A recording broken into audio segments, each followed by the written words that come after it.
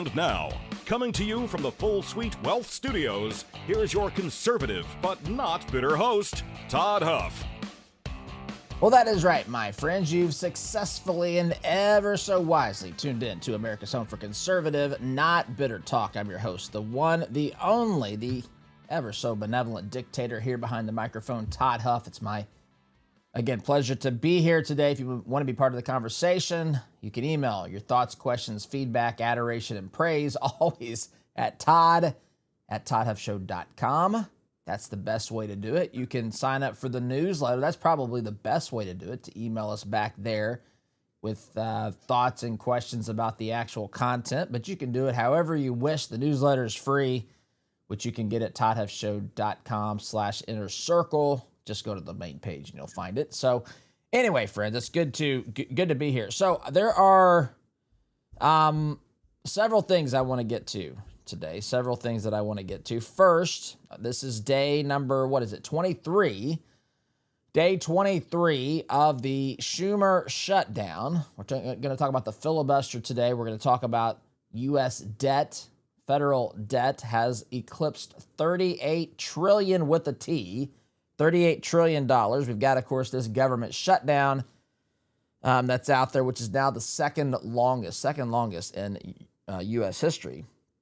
We have all this pandemonium, or I don't want to say pandemonium, I want to say meltdowns about the White House ballroom project. The left thinks that it has another message winner by going after Trump. But again, what do they rely on? What do they always rely on? They rely upon, for these stories to be effective, for their narrative to take root, they rely upon ignorance amongst the American people. Ignorance about the truth, ignorance about reality, ignorance about the Constitution, ignorance about, you name it, reality altogether. This is, of course, a prerequisite to buy into the narrative of the radical left. And then, time permitting, I want to talk a little bit about the redistricting push here. It really ties more into the government shutdown, people calling for the filibuster, just that whole situation. So I'll probably talk a little bit specifically about Indiana and the redistricting, the calls for redistricting this state. And there's other states too, but I'm just in Indiana. Many of you who listen to this program are Hoosiers as well. And so that's where we're headed today, my friends. So that's what we're going to do. Before we do that, though, my friends, let me remind you, I'm coming to you from the Full Suite Wealth Studios. And have you ever wished you had a whole team to help manage your financial life? That sounds nice, doesn't it? That's the beauty of family office services at Full Suite Wealth. Their experienced advisors bring together everything from high-level investment management, private equity, private credit, options strategies, to complex legal needs, all customized for you, my friends. It's like having a family office just for yourself, with people who know your story, who know your goals, who understand your vision. If you're serious about planning for the long haul, check them out today. Jason and his team at Full Suite Wealth are here to help you. FullSuiteWealth.com is the website. Again, FullSuiteWealth.com. Build your legacy. Secure your future. All right.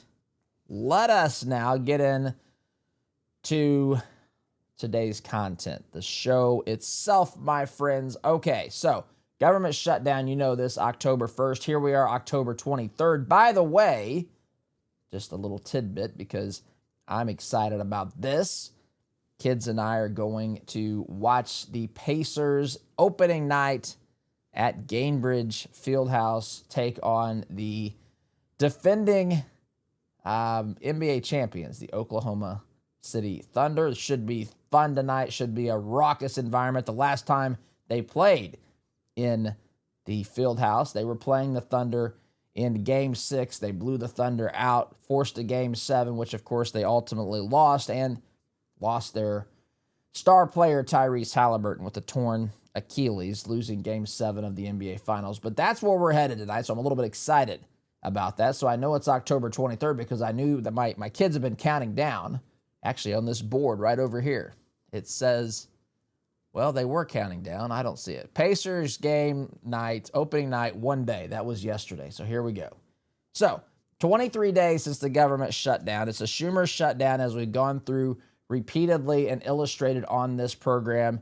There's no denying this. There's no doubt about this, even though I see people like the Lincoln Project, these formerly make-believe Republicans criticizing the Republican Party for the shutdown. It said, I saw them post something like, if you have control of the House, the Senate, and the White House, and the government shuts down, it shows that you're incapable of governing, basically. No, what it shows is that the Democrats, who I've called Dramocrats for a long time, term that we coined here, and it's a term that is spot on accurate. I told Oz, of all the things that we say to prove a point, getting into, hyperbole or just the nicknaming of people or things and so forth, I think Dramocrat is good. And I know it's ours. I'm not bragging, maybe a little bit.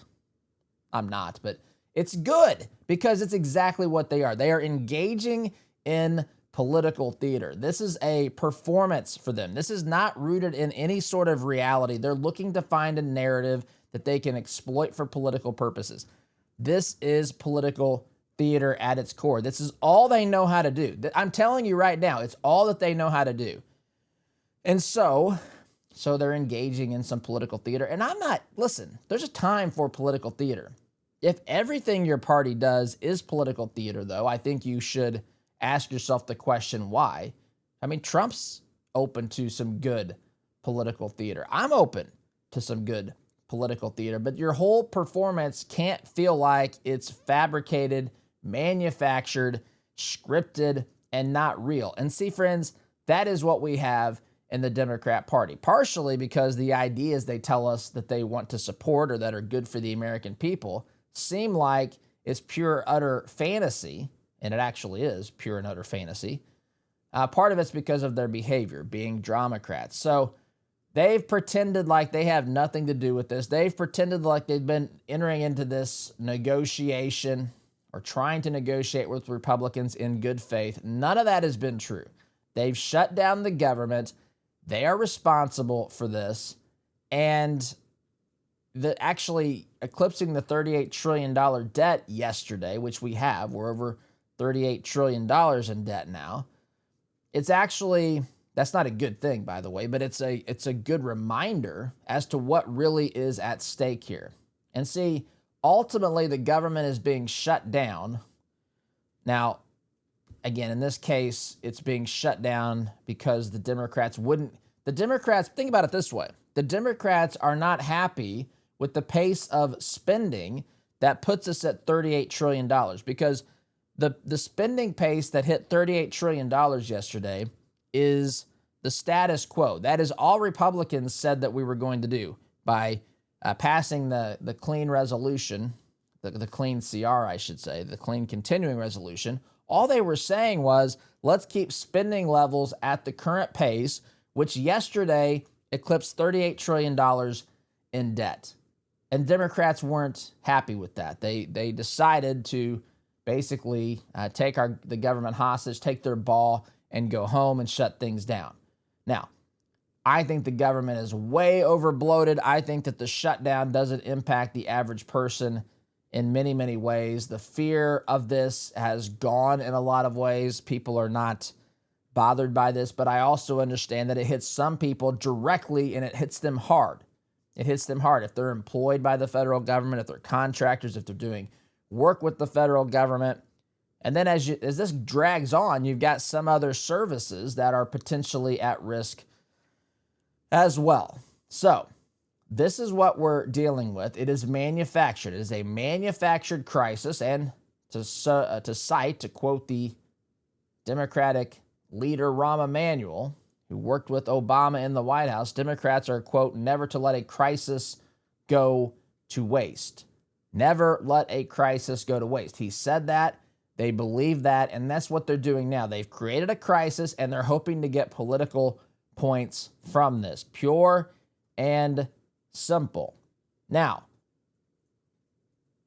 what should happen, and I talked about this yesterday, what the Republicans are going to have to do, I don't see any way around this. And I think it's time. I think it's time to play hardball if you're Republicans. You have to understand who you're up against. You're up against a group of people that have no goodwill. There is good faith in negotiations. Don't even trust that for a second. There's no good faith. They have no goodwill. They are there to cause chaos and havoc. Chaos and havoc. That's actually probably names they should give their children.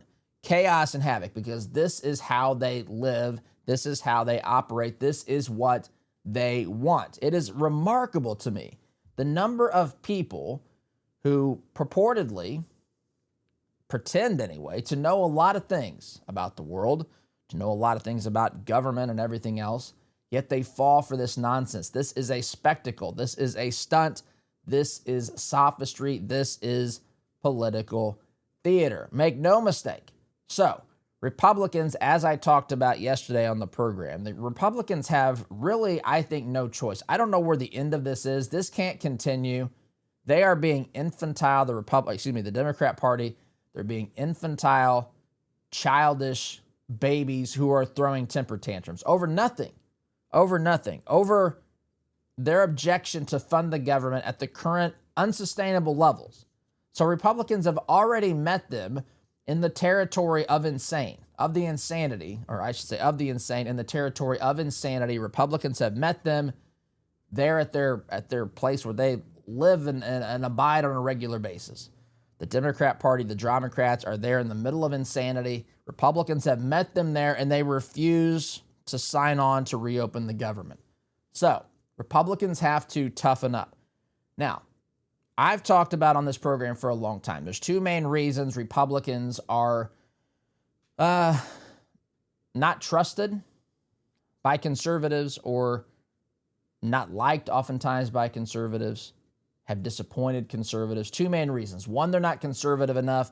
The other is that they're whips. And I think that Donald Trump's not a principled conservative, but on these main issues today, and I'm talking about the first, 100 issues, Donald Trump's position is in alignment with conservatism. Now, there might be an example of one or two here and there that I would disagree with, but in general terms, Donald Trump is governing as a conservative. He has for his entire now term and a quarter now, almost term and a quarter. So the problem that Trump solved was that he was a fighter. And look at how it ignited people. People love the guy. Now, I know people hate the guy too, but people love him in major part because of his willingness and desire to fight. Now, there are some people who are never going to like him. I recall a conversation I had with someone who would be open to voting Republican, but she just can't bring herself to vote. Well, of course, now it's not going to happen. There's no more votes for Trump, no matter what they want you to say, and no matter what Trump's level of trolling is, saying Trump 2028, which I love it, by the way. I say stick it to these clowns, these Dramocrats. Give them a dose of their own medicine. But some people would never vote for him, but others have come out of the woodwork to support this guy because they see a guy who doesn't address these problems as a typical politician. In fact, they see a guy that's trying to solve problems, who's trying to solve problems boldly, who's calling out the shenanigans and the nonsense, a guy who is standing upon just common sense a lot of times and a willingness to solve problems, not create them and then go out and campaign on them and then go out and fundraise on them. That's not what Trump does. You might not like some of the things Trump says or some of his policies or whatever, but that's not how Trump operates. That's how most politicians operate, but not Trump. And so here we are facing this situation where the only way through this, I think, is to specifically end the filibuster for this sort of thing, to shut the government down. There's no way. This is not the intent of the rule. The intent of the rule is to keep debate open. The intent of the rule is to encourage more debate, not to shut things down. take your ball, throw a temper tantrum, and go home. That's not the intent of the filibuster rule, and we've got to quit pretending like that's what it's being used for. Now, this is a slippery slope, and Democrats will undoubtedly, when they, hope they don't, but if and when they get political power, will look at ways to potentially remove the filibuster in other ways. This has been gradually happening over time, but there's no way, there's no reason we should continue to do this. And I'll tell you something else. There's no reason that these clowns, we played the soundbite yesterday from Sarah Haynes on The View talking with Bernie Sanders about this very thing, but there's no way that these senators and congressmen should be getting paid. If anybody should not be getting paid, it is the people who are involved in deciding whether or not this actually continues or comes to an end. And the idea that other people aren't getting paid and they are is maddening to me. It also goes to show you that they have some discretion about how they set up what happens in the event of a shutdown. And note what they want to do. They want to have a way, these lovers of big government who pout and kick and throw tantrums, they want to have a way to cause the maximum amount of harm for the American people. That's why they're dragging this out. They want it to hurt people so that it helps them politically next November. And it is disgusting, my friends, disgusting. This is not leadership. Leadership is doing the hard things that are necessary. Leadership right now is to piggyback on what John Fetterman, who, by the way, is a Democrat, what he said yesterday or recently, we talked about it yesterday, which is to eliminate or suspend the filibuster for this particular thing, the government shutdown, passing funding bills, continuing resolution. And if that happens, the Democrats are going to be in a woeful state whenever they try to negotiate, because now suddenly the 60-vote threshold on the next continuing resolution isn't necessary.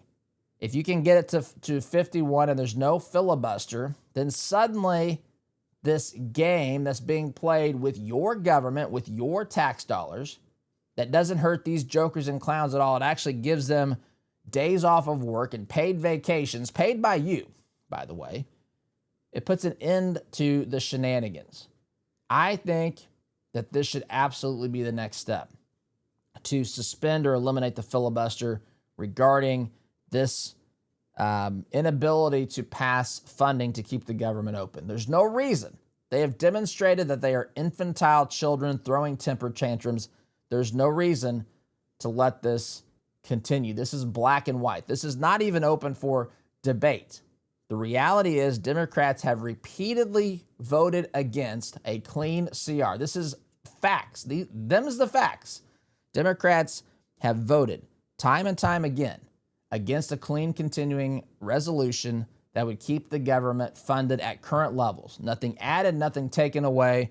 Then negotiation starts. That's the way that this should be done. Instead, they voted to shut it down. Their intent is to inflict as much pain as possible to cause people to be upset with the Republicans, who they will then blame, and who the low information voter, as Rush used to say, will listen to the narrative, won't question anything, and will say Republicans have majority of both houses and the presidency. Why can't they keep the government open? Because of this thing called the filibuster that they'll never take a moment to understand. Not unless the Democrats and the media start telling them how important it is, which they won't, because it hurts their cause in this case.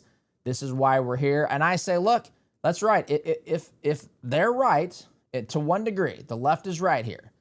The left is correct in saying Republicans, they have control of both houses and the presidency. And if they can't get this done, they've shown an inability to govern. Okay, fine. Then let's get it done and let's remove the filibuster. And then let's stick it to these clowns when they try to negotiate and play hardball on some of these things moving forward. No more filibuster that applies to government shutdowns. We have to have the adults in the room take control. By the way, this leads me to what I want to talk about throughout this conversation as well, which is the redistricting push. The Indiana Republicans, and I know, listen, I'm in Indiana. This has never been an Indiana-centric program. I've always talked about national issues from the perspective of of a Hoosier, right? Someone here in flyover country, someone here who has common sense and reason, someone who's just from the heartland, right? And we've not spoken a whole lot specifically about Indiana, but I am today going to do that. But there's a couple of reasons for that. One is it's relevant to other states. What's happening here, the potential redistricting push, is relevant to other states. And it, I think, illustrates some things that we're going to have to do. We're going to have to understand. You know, if you've ever read Sun Tzu's The Art of War, if you haven't, I would encourage you to read it. It would tell you a lot about the Democrat Party. The Democrat Party plays by those rules. The Republican Party oftentimes doesn't. And as a result, they get metaphorically slaughtered sometimes, at least when it comes to messaging and the narrative and so forth. But it's time that we play hardball with these guys. These guys are they are harming, they're actively harming the country right now. They're actively harming the country. They're wanting to inflict pain upon people through the government shutdown. And we can't have these people, we can't have them having their way in Congress. I'm not here, listen, they get, I'm not saying to take away their, their rights to cast these ballots or whatever, but it's time for us to start stacking things in our favor that we have control to do, that we have the legal authority to do, which includes drawing districts. The Democrats have done this for decades. We've sat back and said, we're not going to do that. And it's done nothing but hurt us. It's empowered people to be in the Democrat Party like AOC, like Ilhan Omar, like Rashida Tlaib, like Bernie Sanders. These are the types of people that you'll see more of because the Democrats will push every opportunity to their advantage. And we don't. And we should.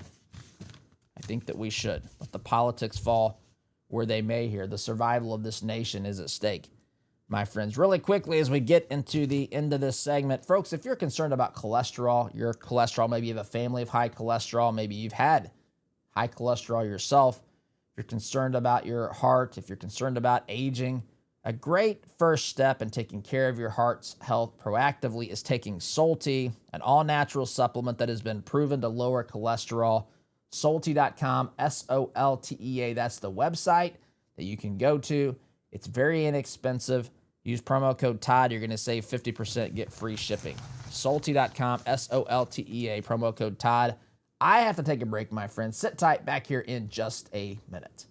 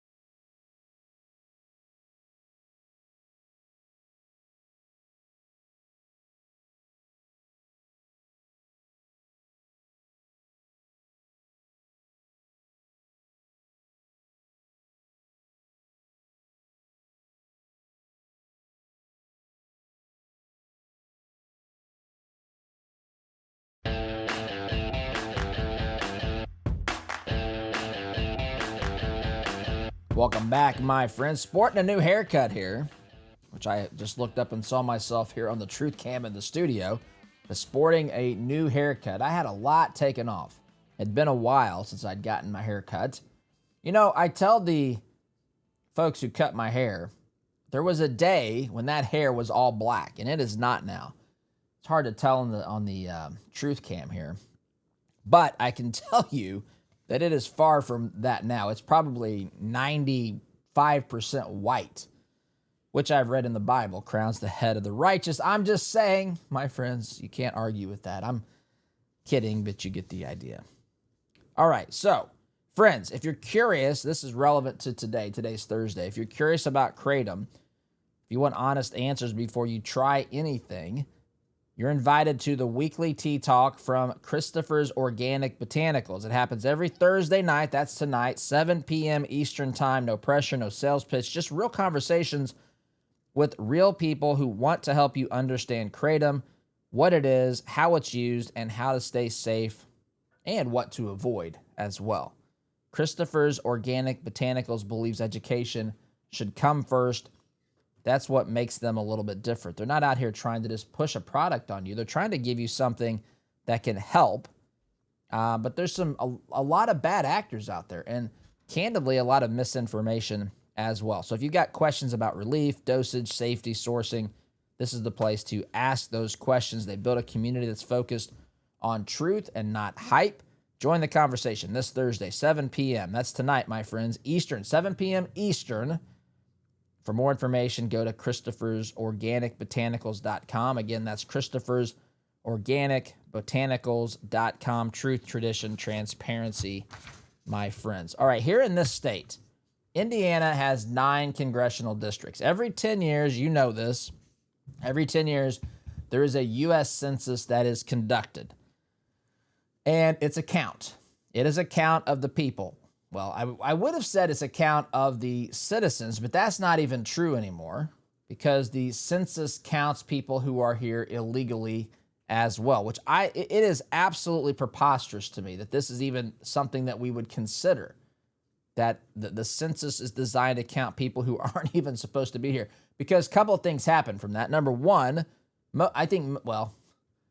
most importantly, I guess, the other one's important too, but most importantly, you actually decide how many congressmen a state gets based upon the population. And if you're counting illegal aliens, which they are, and they're not putting them in another bucket that says these people are here, but they're not going towards the citizen count. They are going towards the entire count of the census. They're not broken out. They're being factored in to how many representatives a state gets. This is insanity. This is not the way that it's supposed to be. Those are not constituents. Constituents are people who are legally allowed to be here.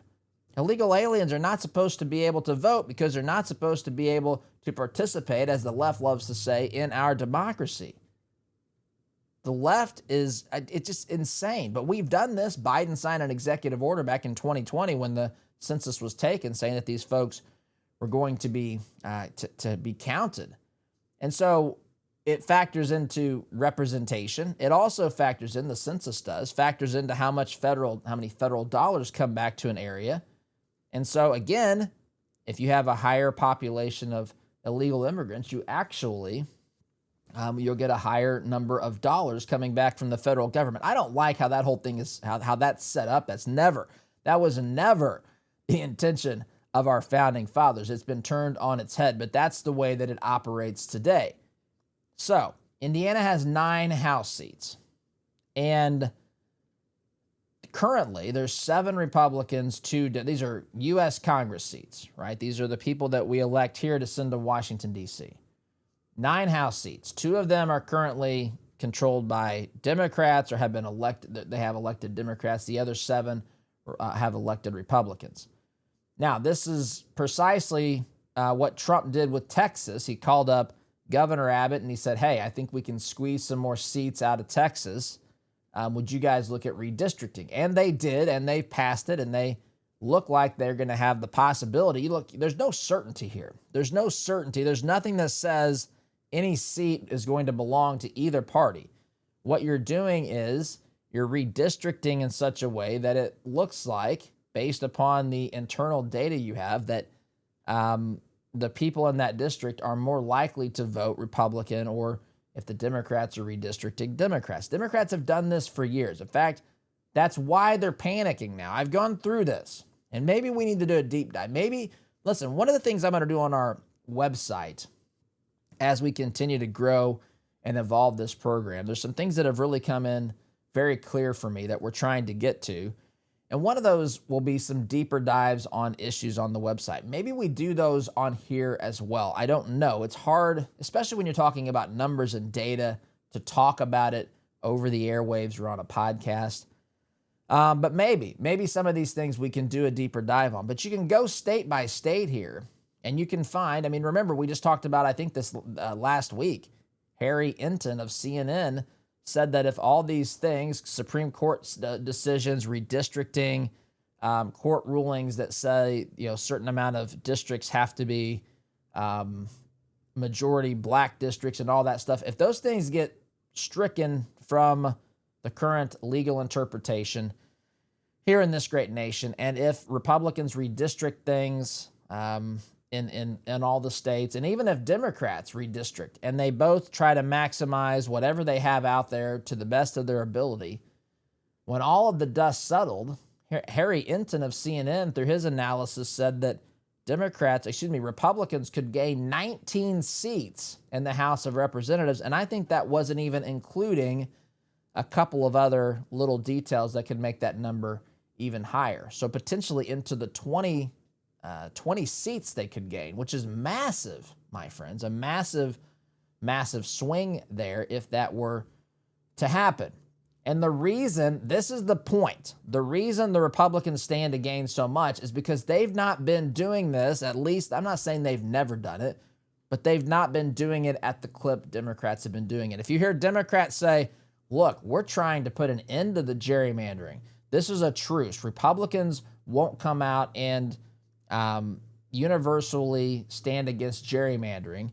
We're the ones who are trying to be, in favor, the Democrats would say, the Dramocrats would say, we're in favor of fair districting, right? That's what they want you to believe. But the only reason they're ready to do that now is because they've maxed it out, and the numbers I just told you are evidence of that. The reasons Republicans have more to gain is because they've done it less in the past. This is right there for anybody who wants to see.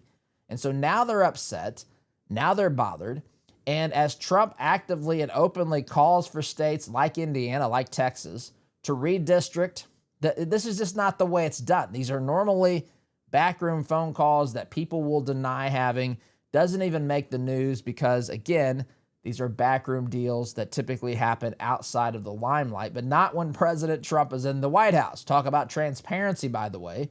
Trump says, look, I'm trying to get a political advantage.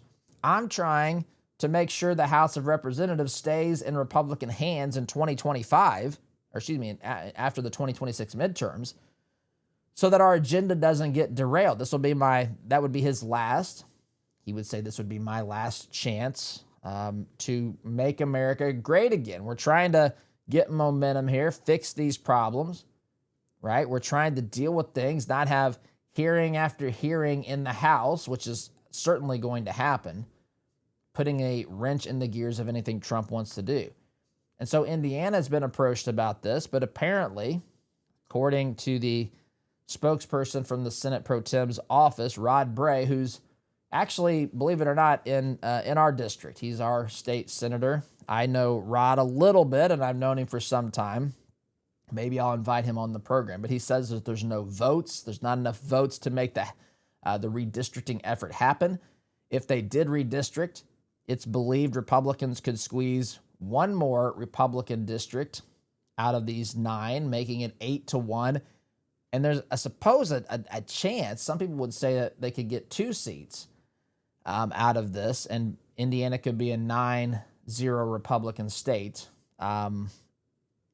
for when it comes to how many Republican congressmen versus Democrat congressmen the state will send to Washington, D.C. So I'm up against the time, my friend. So we'll talk about that a little bit more after the break as we get into the last segment here of the program. Friends, let's face it, there's a lot of companies out there that do not share your values, that in many cases, not that they just don't share them, they stand in direct opposition to them, to your conservative values, to your Christian values.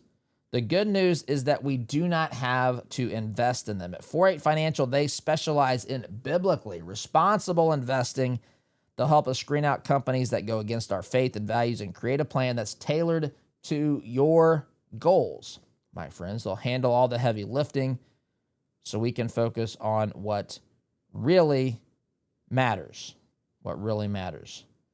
which of course is your family and the things that are important to you specifically, including the advancement of your beliefs and values, not funding people who are promoting ideas that are antithetical to those.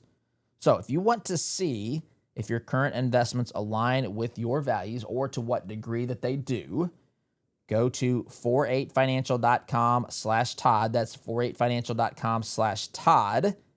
And you can take an assessment. It's quick, it's painless, it's easy. 48 Financial, because your values matter, so does your money. I've got to take a break, my friends. Sit tight, back in a minute.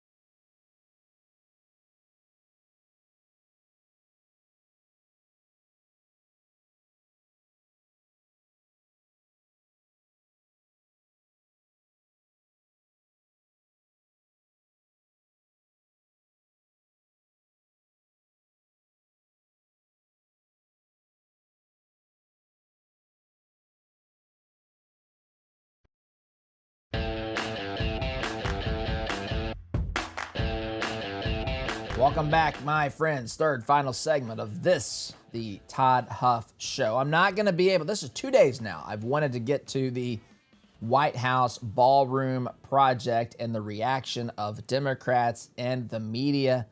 I'm not going to have time to get to that today. I'm not sure. Well, either,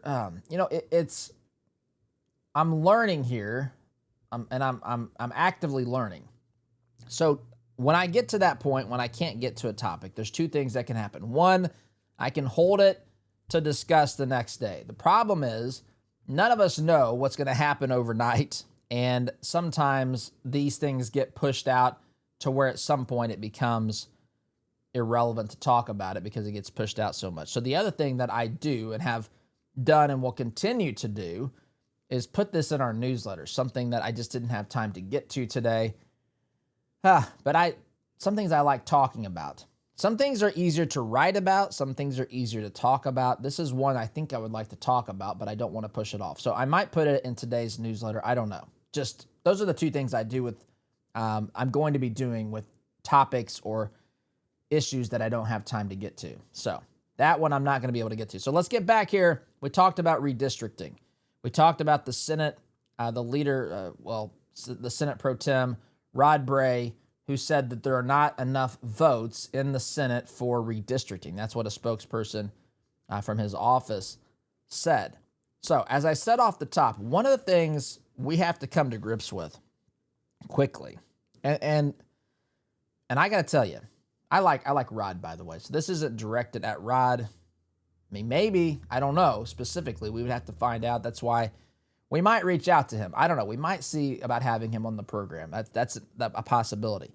But there's a lot of Republicans out there that still don't acknowledge what we are up against. We are up against. Listen, I'm not saying every Democrat. I have an olive branch permanently in my hand for people on the left, even liberals, who want to engage in figuring out these problems and not hating America and not going completely bonkers with some of these policies, staying away from wokeness. But we have to understand what that is. I talk about it on a regular basis. The radical left is a godless, it is a godless ideology. It is morally bankrupt. The entire ideology is built upon lies, built upon, at its core, my friends, I mean, it is an anti-God state of mind. I know that sounds harsh to some people, but I am telling you, the woke, extreme radical left, which is not all Democrats, hear me say that. I don't know the percentages. The percentage is growing amongst the radical left, even though the percentage and proportion of Democrats is decreasing. I think proportionally, There's more people that are on the radical left. It's becoming a more and more polarizing movement and party. The reality is we have to understand what we're up against. And we have to do whatever it takes legally, ethically, morally. I'm not saying anything that's beyond those things, but it is within the power of Republican state legislators to redistrict at this particular point in time. I know it's not common. I know it's not the normal practice, but I know what stands on the other side. I know what stands on the other side, and that is godlessness and lawlessness and absolute moral depravity. That's what we're up against. And so we have to defeat these folks. We have to be willing to use whatever tools are at our disposal. I understand that you might be held politically accountable for this. Explain it, articulate it. It's your job as a politician. But weak Republican candidates, weak Republican elected officials have a lot of blame in this situation. They haven't fought back. They have given way too much of the benefit of the doubt to these people who are the extreme, radical, godless left. They've trusted these people who cheer for the murder of American citizens. Who we've seen the videos. I saw that there was another teacher who was at a No Kings protest or something, and she was putting her finger up to her neck, acting like she was pulling a trigger of the gun, metaphorically or symbolically here, shooting herself in the neck like Charlie Kirk. These are people who oftentimes end up being in our public education system. I think that individual was. This is what we are up against. You cannot negotiate with these people. You have to defeat them. And I mean defeat them at the ballot box. I mean defeat them out here in the free marketplace of ideas. I don't want these people harmed or anything like that. I want their ideology stamped out of existence is what I want, not by law or by force, but by winning so much, by overwhelmingly just annihilating their viewpoints and their positions and communicating it to the American people and winning elections. That's what needs to happen. And we have to be very, very aggressive about this. And we've sat on our hands for far too long. I'm in favor of this redistricting situation, my friends. I'm in favor of having this happen. I know it's not popular amongst some, especially for the Republicans who believe that they can somehow make sense and work with some of these people who are extremely unhinged, who want boys in girls' locker rooms, boys in girls' sports, people who claim that abortion is not murdering a human being, which they say those things as well. That's just scratching the surface. Anyway, I'm out of time. Music's telling me it's time to wrap up. Folks, have a great day. Thank you for listening. SDG.